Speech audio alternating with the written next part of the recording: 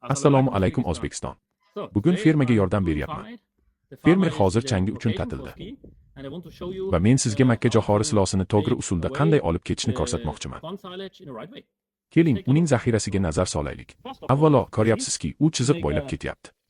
Bu har doim to'g'ri bir chiziq bo'ladi. Ortadan ham, bir tomondan ham emas, yaxshi chiziq. Endi sizga ko'rsatmoqchi bo'lgan narsa shuki, plastikni olib tashlayotganda uni shu yerda ko'rganingizdek o'rab qo'yasiz.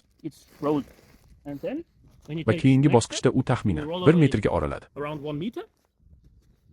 Shundan so'ng silosni olib tashlaysiz. Keling, yana bir bor ko'rib chiqaylik. Bu yerda buqa fermasi. Fermerning 70 taga yaqin buqasi bor.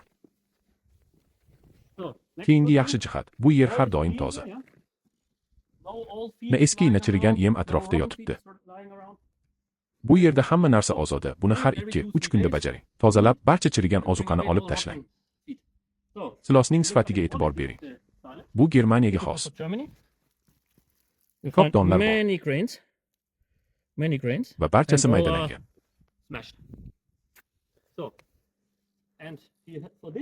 Buning uchun uning maxsus texnikasi yo'q.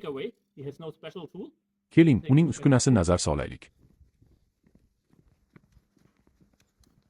Siz buni oddiy uskuna bilan bajarasiz, maxsus uskuna bilan emas.